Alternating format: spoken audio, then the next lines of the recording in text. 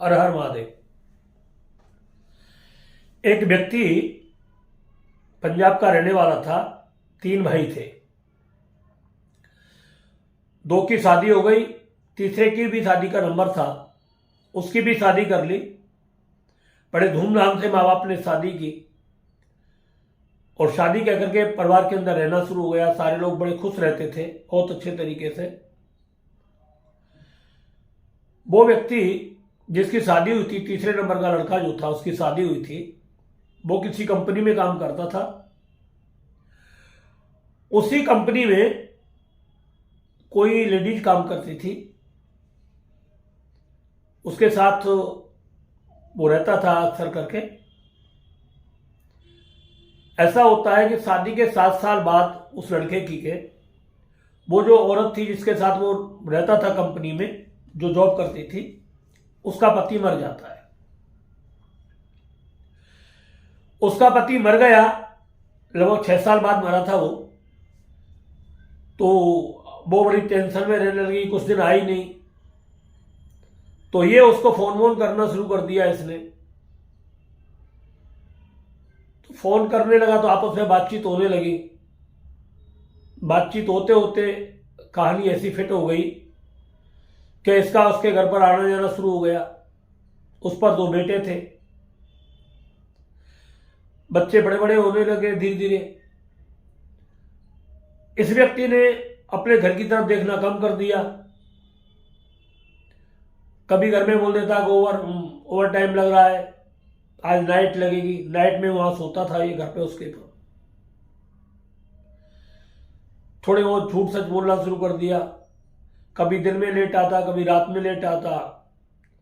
ये सब सिलसिला सालों चलता रहा। एक स्थिति ये आ गई कि मतलब इस आदमी ने घर पर आना जाना बंद कर दिया। घर वाले ने पूछा तो कुछ उल्टे सीधे जवाब देना शुरू किया इसने। और फिर इन्होंने क्या किया कि वो परमानेंट ही वहां से जॉब छोड़ दी दोनों ने, और ये किसी दूसरी कंपनी में जाकर के राजस्थान में लग गए। ये आदमी पंजाब का रहने वाला था, पंजाब की ही रहने वाली वो लेडीज थी, और राजस्थान में कहीं दूर जगह जाकर के रहना शुरू कर दिया। और शादी के 14 साल हो गए इसको बीते हुए। शादी के 6-7 साल बाद ये निकला था, 14 साल हो गए। इसके पास एक बेटा एक बेटी थी, उस पत्नी से जिससे साथ शादी हुई थी इसकी, और 14 साल से उसे छोड़ करके पूरे तरीके से गायब था।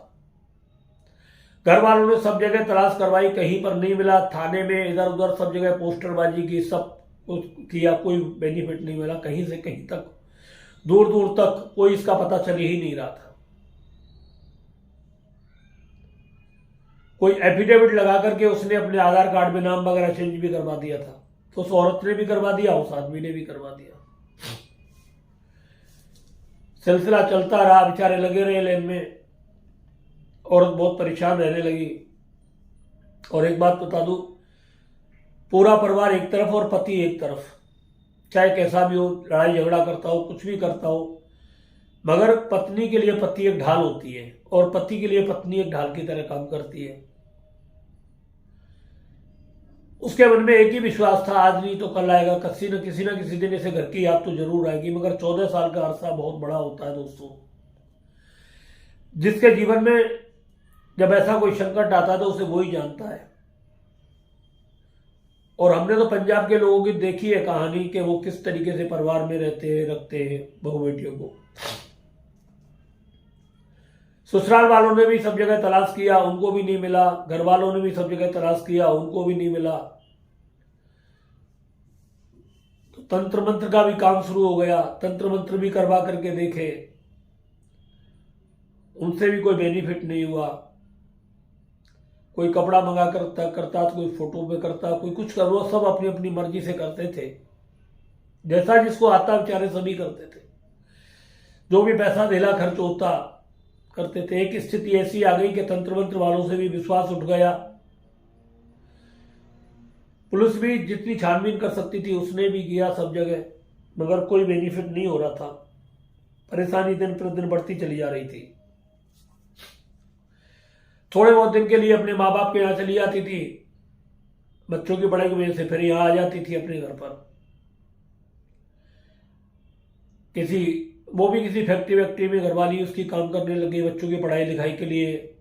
किससे पैसा मांगे और कौन देता है बार बार। सास ससुर बूढ़े बड़े थे, उनके पास भी ऐसे कोई पैसे का सोर्स नहीं था। तो सब बड़ा परिवार में ये सब ऐसा चल रहा था। ऐसे ही सब सारी बात चलते चलते चलते चलते उसे किसी ने बताया हमारे बारे में कि भाई एक बार आप वहां बात करो। ये पंजाब के धूली की बात है। तो वहां से उनके फोन वगैरह हमारे पास आते थे, तो हम फोन आ रहे थे बार बार, हम देख भी रहे थे फोन किसका आ रहा है, मगर उठा इसलिए नहीं पा रहे थे कि लोग हमारे पास बैठे हुए थे, बातचीत कर रहे थे। तो या तो हम 2-3 कारण में फोन नहीं उठाते, हम पूजा करते तो फोन नहीं उठाते किसी का, या किसी विशेष व्यक्ति से कोई बात हो रही हो हमारी तो भी हम फोन नहीं उठा पाते। तो उसके लगातार फोन आ रहे थे, 8-10 फोन उसके आ चुके थे, नहीं उठाए। जब हम बात करने से लोगों से फ्री हो गए तो फिर हमने उसको फोन किया, क्या बात है। उन्होंने अपनी सारी बात हमें बताई कि गुरुजी इस तरीके से एक बात है और हमारे साथ ये हो रहा, वो ये हुआ है। ना तो हमें जिंदे का पता लग रहा है, ना हमें मरने का पता लग रहा है, बंदा जिंदा है या मर गया है क्या नहीं है। और इतना समय 14 साल के करीब हो गए, 14-14.5 साल हो गए घर से गए हुए। हमने उसको पूछा कोई लड़ाई झगड़ा, कोई मारपीट ऐसा कुछ हुआ हो किसी तरीके का? बोले कुछ नहीं हुआ, ना कोई मारपीट हुई है, ना कोई लड़ाई झगड़ा हुआ है, ना किसी से कोई ऐसी बात हुई है। बस कभी कभार ये बोल दिया करते थे भाई इतना लेट क्यों आते हो, तो बोलते थे फैक्ट्री में ओवर टाइम करना पड़ता है मालिक के कहने से, तो इसलिए लेट हो जाते हैं, बस इतना। वो भी कभी महीने 15 दिन में ऐसी कोई बात आती थी। हमने फैक्ट्री में पता लगाया तो पता चला कि वहां से एक लेडीज और वो दोनों एक साथ निकले। तो हमको ऐसा कुछ लग रहा है कि वो उस लेडीज के साथ कहीं ना चला गया हो। ये सब हमें ऐसा एहसास हो रहा है। सच्चाई तो भगवान जाने क्या है। खैर, ये बात जब उसने बोली तो कुछ हमको भी ये बात उसकी जमी में कि ऐसा हो सकता है, क्योंकि विनाश काले विपरीत बुद्धि कब भ्रष्ट हो जाए व्यक्ति को कोई पता नहीं लगता। हमने उस औरत से पूछा कि आप क्या चाहते हो? बोले किसी तरीके से वो आ जाए, बस अपना परिवार संभाल ले, अपने घर संभाल ले। हमको नौकरी करनी पड़ रही है बच्चों के लिए, जो आदमी का काम है, बस ये है। तो हमने उसको पूछा आप रहने के लिए उसके साथ राजी हो? बोले हमारे घर में ये संस्कार नहीं है कि हम छोड़ करके, अगर हम जाते तो हम तभी चले जाते इनको बच्चों को छोड़ करके, मगर हम नहीं गए, क्योंकि जिंदगी में जब इससे ही हमें सुख नहीं मिला तो फिर दूसरे से क्या भरोसा। इसलिए हम सब ये सब चीज हमारे दिमाग में नहीं रही है। हमारे दिमाग में सिर्फ यही है कि भाई ये वापस आ जाए।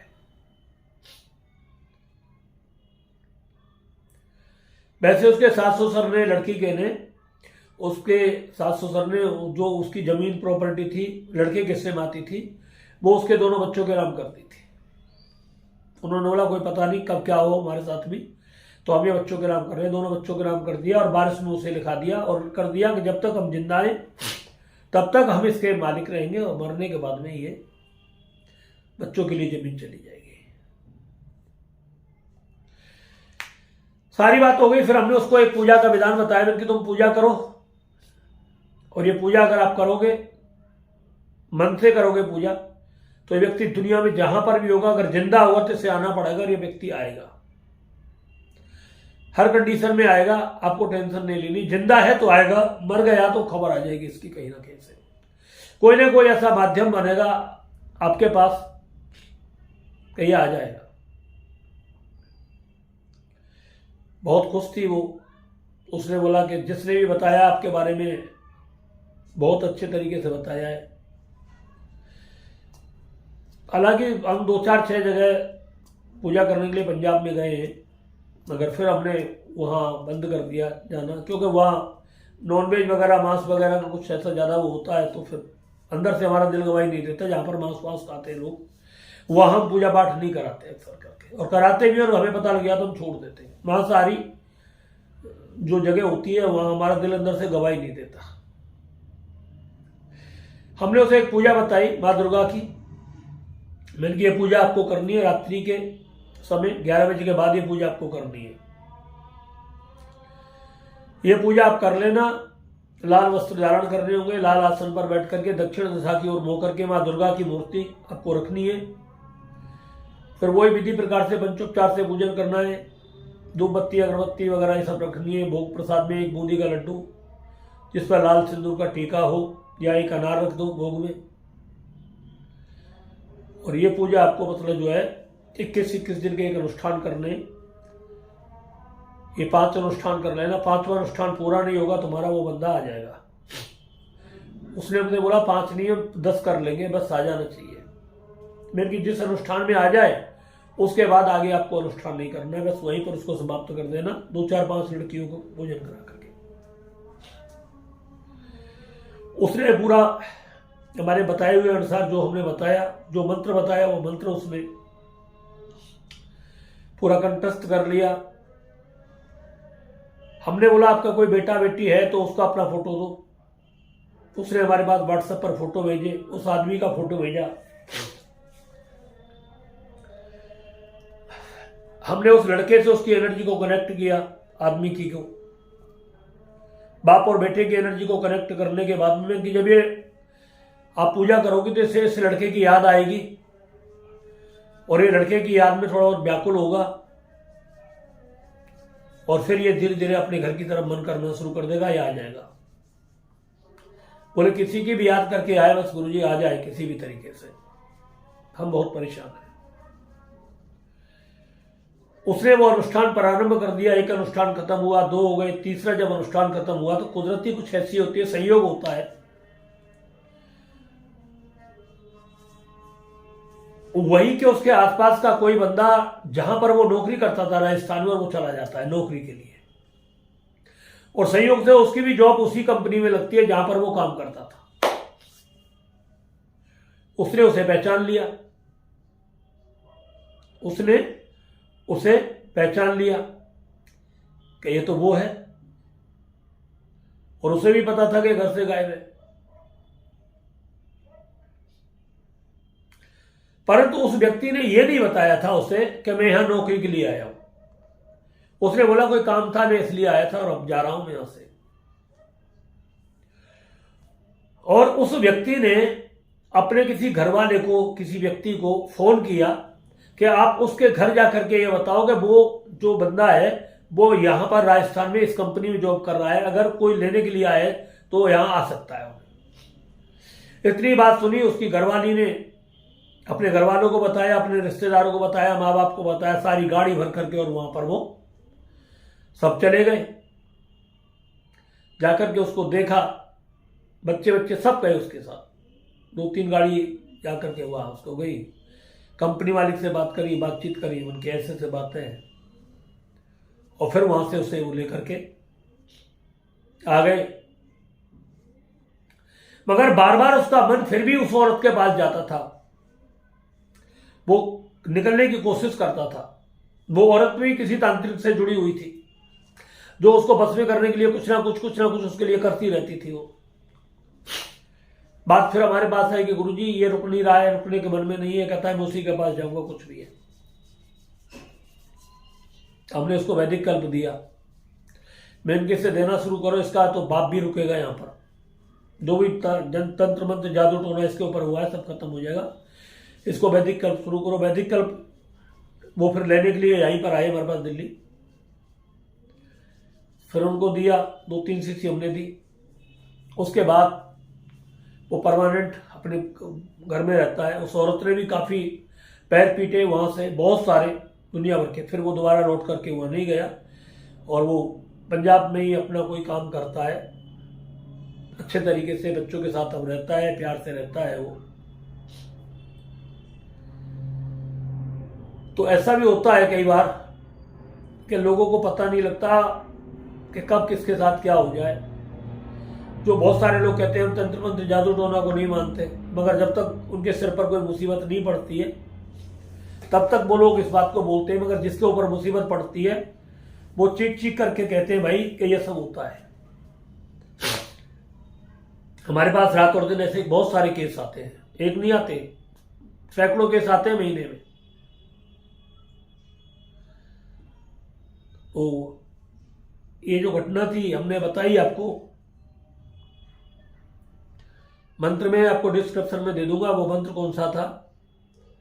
मंत्र की जाप करने की विधि में आपको बता देता हूं। आप ये मंत्र आपको दक्षिण दिशा की ओर मुंह करके करना होता है।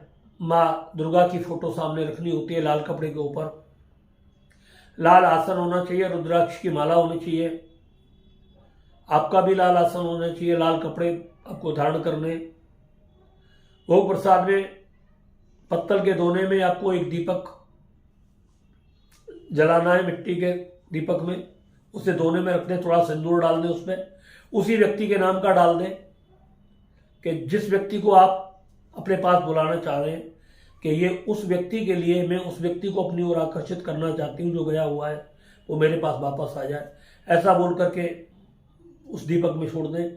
ऐसा ही बोल करके सिंदूर का टीका उस लड्डू पर लगाएं और यही सब बोल करके माँ दुर्गा के मस्तक पर एक सिंदूर की बिंदी लगा दें और उस बिंदी को आप अपने ऊपर भी लगा लें, माथे पर। मां से प्रार्थना करें, हाथ में संकल्प लें, इसलिए व्यक्ति मेरे पास आ जाए। एक बात ध्यान रखना, ये कार्य केवल आपको अपने निजी व्यक्ति के लिए करना है, इसका उपयोग किसी गलत काम में नहीं करना है। आप किसी लड़की को आकर्षण करने के लिए कर रहे हैं या किसी और को आकर्षित करने के लिए करें, किसी का घर बर्बाद करने के लिए आपको ये काम नहीं करना है, अन्यथा इसके परिणाम आपको बहुत गलत भोगने पड़ सकते हैं। इस चीज को हमेशा ध्यान रखें। उस औरत ने वो ये सब किया, तीसरे अनुष्ठान पर उसका पति आ गया। यही सब है। 11 माला इस मंत्र की आपको करनी है। जो व्यक्ति गया हुआ है उसका फोटो भी आप सामने रख सकते हैं। रात्रि 11 बजे के बाद आप इसको करिए, 100% आपको इसके परिणाम मिलेंगे, इसका अच्छा फल मिलेगा। अगर फिर भी आपको किसी प्रकार की कोई दिक्कत आती है तो आप हमसे फोन पर संपर्क कर सकते हैं। मित्रों, हम हर वीडियो में यही कहते हैं कि जो व्यक्ति अपने माँ बाप की सेवा करते हैं, सास ससुर की सेवा करते हैं, अपने गुरुजनों का मान सम्मान करते हैं, गौ माता की और अपने आश्रित रहने वाले जीवों पर दया करते हैं, उसके जीवन में बहुत सारी समस्याएं अपने आप स्वतः ही समाप्त हो जाती हैं। उनका प्रारब्ध भी अगर कहीं से बिगड़ा होता है वो भी पूरी तरीके से समाप्त हो जाता है। इसलिए अपने माँ बाप की सेवा करें, उनका सम्मान करें, अपने साधु संत महात्मा गुरुजनों का सम्मान करें और अपने रहने वाले आश्रित जीवों पर हमेशा दया बनाए रखें। आपने हमारे इस वीडियो को पूरे ध्यान से देखा, ध्यान से सुना, इसके लिए आपका बहुत बहुत धन्यवाद। अगर आपको ये वीडियो अच्छा लगा हो तो आप इसको ज़्यादा से ज़्यादा लोगों में, ज़रूरतमंद लोगों के पास इसको शेयर करें और इस चैनल को लाइक करें और सब्सक्राइब भी करें। इसी के साथ हम अपनी वाणी को विराम देते हैं। हर हर महादेव, जय माता की।